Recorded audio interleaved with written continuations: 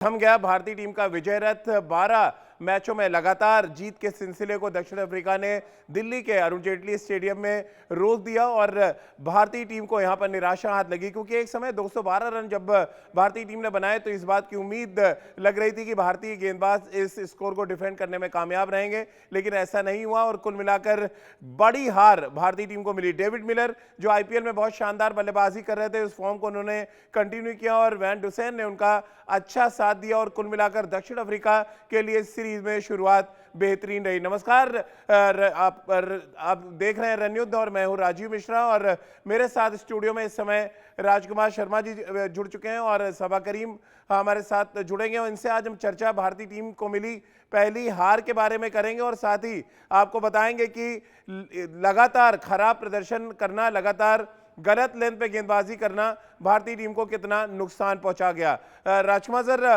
212 run किसी भी मैदान पर एक अच्छा खासा स्कोर माना जा सकता है। क्या रीजन आप देख रहे हैं भारतीय गेंदबाज डिफेंड क्यों नहीं कर पाए इस स्कोर को? देखिए राजीव, इसमें कई चीज़ें हैं। एक तो विकेट बहुत अच्छा था, शानदार था बल्लेबाजी के लिए, और साथ साथ अगर आप देखें फिरोज शाह कोटला की जो बाउंड्रीज हैं वो काफ़ी छोटी हैं, तो वहाँ पर मिस हिट भी आप कई बार छक्का हो जाता है, जो इस मैच में भी देखने को मिला।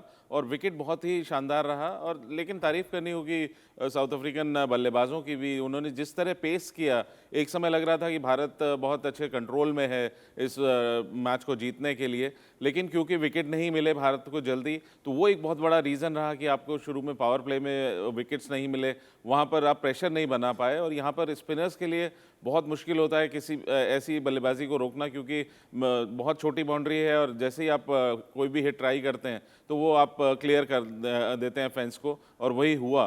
तो रेगुलर इंटरवल पे विकेट नहीं मिलना एक सबसे बड़ा मुझे लगता है कि वजह रही जिस वजह से भारत ये मैच हारा। लेकिन मुझे लग रहा है सबा भाई, विकेट गिरना तो चलिए अलग बात है, जिस लेंथ पे आप गेंदबाजी कर रहे हैं, अगर आप लेंथ बॉल करेंगे एक ऐसे टाइम पे जब आपको 65 रन लगभग बनाने थे 5 ओवर में, और लेंथ गेंदबाजी की भुवनेश्वर कुमार हो, आवेश खान हो या हर्षल पटेल हो, ये एक बहुत बड़ा मुझे लग रहा है लूप होल नजर आया भारतीय टीम की गेंदबाजी में। हालांकि बहुत इनिशियल स्टेज है, सीरीज का पहला मुकाबला, लेकिन आईपीएल में आप क्योंकि गेंदबाजी करके आ रहे हैं तो फिर इस तरह की गेंदबाजी की उम्मीद नहीं कर सकते आप। सही बात कही आपने राजीव। और विकेट गिरे थे, पावर प्ले में भी विकेट मिला था भारत को। उन्होंने बमुमा को आउट किया था, उसके बाद प्रेटोरियस का विकेट गिरा और फिर क्विंटन डिकॉक खुद आउट हो गए। ये जो अब साझेदारी बनी है वैन डर डुसेन और मिलर की, उसी वजह से दक्षिण अफ्रीका ये मैच जीती है। और उसका बहुत बड़ा कारण रहा है जिस तरह से हमारे गेंदबाजों ने अंतिम के 4 या 5 ओवर में बॉलिंग की है। बहुत ज्यादा लेंथ डिलीवरी डाली, बहुत ज्यादा स्लोवर डिलीवरी डालने का प्रयास किया, जबकि आवश्यकता थी सिर्फ ब्लॉक होल में यॉर्कर लेंथ डालने की। आपको याद होगा एक ओवर जो आवेश खान ने डाला था, वहां पर उन्होंने करीब 7 रन दिए, उसमें हर एक गेंद जो है, या तो करीब 5 गेंदें जो है उन्होंने ब्लॉक होल में डाली। तो इस विकेट पे ब्लॉक होल में डालने से ही आपको सफलता मिल सकती है, उसके अलावा और कोई चांस नहीं है। क्योंकि हालांकि ड्यू नहीं पड़ रहा है दिल्ली में, पर विकेट में ऐसा कुछ भी लग नहीं रहा था कि बॉल ग्रिप कर रही है या फिर धीमी गति से बॉल डाल रहे हैं तो उसमें बल्लेबाजों को खेलने में परेशानी हो रही है। और ये बात भी हमें नहीं भूलनी चाहिए थी कि आप एक दो बहुत ही शानदार पावर हिटर के सामने गेंदबाजी कर रहे हैं। डेविड मिलर को हम सब लोगों ने देखा है, वैन डर डुसेन के बारे में बहुत लोगों ने चर्चा की नहीं थी, पर विश्व कप में उनका रिकॉर्ड काफी अच्छा रहा था। आईपीएल में उनको ज्यादा खेलने का मौका मिला नहीं था, इसी वजह से उनकी बल्लेबाजी को हम लोगों ने परखा नहीं। आज भी जो वैन डर डुसेन ने बैटिंग की है, 35 रन जब उन्होंने बनाए थे, रन बॉल थे उनके, उसके बाद जो एक्सेलरेशन दिखाया वैन डर डुसेन ने, वो कमाल का था। तो अद्भुत बल्लेबाजी रही, पर अंत में गलती जो हुई है वो भारतीय गेंदबाजों से हुई है, क्योंकि उनको जहां पर बॉल यॉर्कर लेंथ डालनी थी वहां पर डाल नहीं पाए, ज्यादातर उन्होंने स्लोवर डिलीवरी डालने का प्रयास किया। राजकुमार सर, थोड़ा इनएक्सपीरियंस भी नजर आई कप्तानी में ऋषभ पंत की। 2 ओवर गेंदबाजी चहल से नहीं कराई गई। अब इस डर से आप गेंदबाजी नहीं कराएंगे कि डेविड मिलर क्रीज में, ये थोड़ा समझ से परे हो सकता है वो विकेट निकाल के आपको देते हैं। आपकी टीम के सबसे बड़े मैच विनर हैं, विकेट टेकिंग ऑप्शन के रूप में यजवेंद्र चहल का नाम सबसे आगे आता है, फिर भी उनको 2 ओवर गेंदबाजी क्यों नहीं कराई गई? बिल्कुल राजीव, यहाँ पर मुझे लगता है कि थोड़ी सी चूक हुई है ऋषभ से, लेकिन वो फैक्टर डेविड मिलर ही थे जिस वजह से वो गेंदबाजी नहीं कराई गई चहल से, क्योंकि ऐसा लग रहा था कि वो उनको कैश करेंगे, उनको बड़े हिट मारेंगे, और ठीक भी था वो स्ट्रेटजी। पंत वेट करते रहे कि मिलर आउट हो जाए तो फिर वो चहल को लाएं, लेकिन ऐसा मौका आया नहीं और मिलर एंड तक खेले। लेकिन मुझे लगता है कि बीच में एक ओवर शायद चांस लेना चाहिए था, जब हमारे फास्ट बॉलर्स को इतने रन लग रहे थे, जब भुवी और हर्षल पटेल की पिटाई हुई, तो उस समय मुझे लग रहा था कि एक ओवर आपको ट्राई करना चाहिए था, क्योंकि वो एक गैम्बल था, वो कैलकुलेटेड रिस्क आपको एक लेना बनता था। लेकिन ऐसी चीज़ें इफ़ एंड बट्स नहीं होते क्रिकेट में, बाद में सोचा जाता है इन बातों के लिए। तो इसी तरह अभी नए कप्तान हैं, इसी तरह सीखेंगे। और बॉलर्स भी मैं कहूँगा थोड़ी सी इनएक्सपीरियंस्ड बॉलिंग है हमारी, और धीरे धीरे मुझे लगता है कि मैच्योर होंगे हमारे बॉलर्स। सबा भाई, आप किस तरह से देखते हैं 212 रन बना के अगर आप मैच हार रहे हैं, एक तो सभी गेंदबाजों की लगभग पिटाई हुई, सबने 10 से ऊपर का एवरेज से रन दिए हैं, लेकिन साथ ही यजवेंद्र चहल के 2 ओवर ना कराए जाने के पीछे क्या वजह आप देख रहे हैं? इनएक्सपीरियंस है, डेविड मिलर का डर था, आखिर था क्या कि आपके सबसे बड़े मैच विनर को आपने कोटा पूरा नहीं कराया? राजीव, एक तो ये चेजेबल ग्राउंड है कोटला का। ये बहुत दिनों से हम लोगों ने देखा है कि आईपीएल मैचेस में भी बड़े बड़े स्कोर चेज हुए हैं। पर उसके अलावा मुझे ये लगता है कि जब आपके पास एक विकेट टेकिंग बॉलर है, वो भी एक लेग स्पिनर बॉलर है जो अच्छे फॉर्म में है, उसको आपको मिडिल ओवर में बॉलिंग करानी चाहिए थी। कि इस प्रकार के विकेट में जब जब आपको मालूम है कि बल्लेबाज पावर हिटर है, तो वहां पर आपको एक अटैकिंग बॉलर की आवश्यकता है। और चहल के पास वो अनुभव भी है, वो वेरिएशन भी है। और ऐसे भी चहल ने अपना पहला ओवर जो है वो पावर प्ले में डाला था। इसका जी। मतलब है कि आपने मध्य ओवर में सिर्फ अपने मेन विकेट टेकिंग बॉलर से सिर्फ एक ओवर कराया।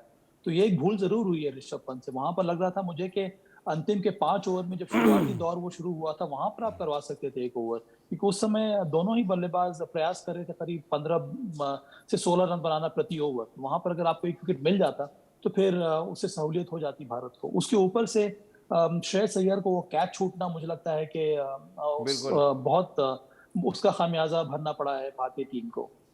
तो 12 लगातार मैचों की जीत का सिलसिला दक्षिण अफ्रीका ने रोक दिया। अफगानिस्तान के रिकॉर्ड के बराबर तो भारतीय टीम खड़ी रही, लेकिन उससे एक कदम वो आगे निकल सकते थे। 212 रन, एक बड़े रन जो बनाया था भारतीय बल्लेबाजों ने, उसका पीछा दक्षिण अफ्रीका ने बहुत आसानी से कर लिया। अब इस चर्चा में रितेंद्र सोडी भी हमारे साथ शामिल हो रहे हैं। रितेंद्र, 212 रन, आपने भी सोचा होगा कि आराम से डिनर विनर करके फिर बातचीत करते हैं, लेकिन सडनली झटका सा लगा होगा डेविड मिलर और जिस तरह से वैन डुसेन ने बल्लेबाजी की है और जिस तरह की पिटाई की है आपके आईपीएल के स्टार गेंदबाजों की। जी हाँ जी, बिल्कुल। देखिए, ये बहुत अद्भुत जीत है। अगर हम बात करें भारत की, देखिए रन उन्होंने बना दिए थे, ऐसा लग रहा था बहुत आसानी से हम मैच जीत जाएंगे, लेकिन जैसी बॉलिंग हुई है ये कॉलोसल फेलियर है। और यहाँ पे आपने बात की आईपीएल की, देखिए ये यंग गन्स हैं अगर हम बॉलिंग लाइनअप की बात करें, लेकिन आईपीएल में बॉलिंग करना, अंतरराष्ट्रीय क्रिकेट में बॉलिंग करना जमीन आसमान का फर्क है। आज वो दिखा है, क्योंकि जब आपको माइंड अप्लाई करना था, यॉर्कर्स डालनी थी, आपने लेंथ बॉलिंग की, तो वहां पे प्रेशर दिखा।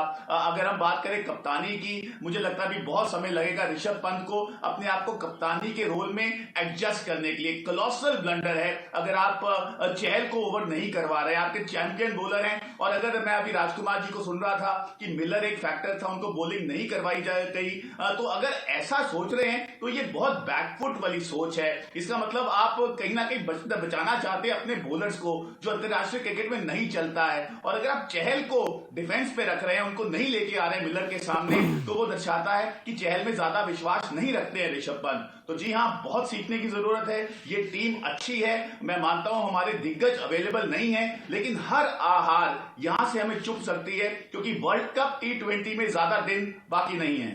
राजकुमार सर, जिस तरह से डेविड मिलर ने खासतौर से स्टार्ट किया इस सीरीज में, ऐसा लग रहा है आईपीएल के फॉर्म को वो कंटिन्यू कर रहे हैं। और क्या आप भी मानते हैं कि मॉडर्न क्रिकेट में या आज के दौर में सबसे डेंजरस हिटर हैं, जिस तरह से वो क्लीन हिटिंग करते हैं?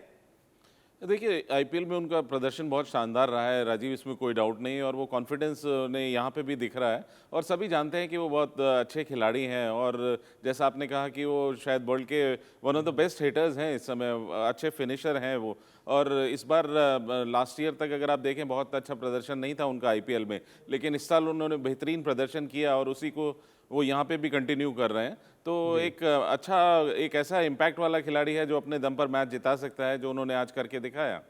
बल्लेबाजों को पूरे नंबर देंगे यहाँ पर सबा भाई, जिस तरह की बैटिंग करी शुरुआत में ईशान किशन ने, हालांकि थोड़ा स्ट्रगल वो कर रहे थे, लेकिन मैच को जिस तरह से खत्म किया हार्दिक और पंत ने, कैसे आप देते हैं बैटिंग में थोड़ा सा पॉजिटिव साइन नजर आया आपको भारतीय टीम के? हाँ राजीव, एक स्ट्रॉन्ग बॉलिंग अटैक के सामने के विरुद्ध शानदार बल्लेबाजी रही। जो इंटेंसिटी होनी चाहिए थी, जो माइंडसेट के साथ बैटिंग होनी चाहिए थी, वो देखने को मिली। दोनों हमारे जो युवा ओपनर्स हैं उन्होंने शानदार शुरुआत दी, पावर प्ले का इस्तेमाल किया। 57 रन की साझेदारी बहुत ज्यादा इंपॉर्टेंट थी।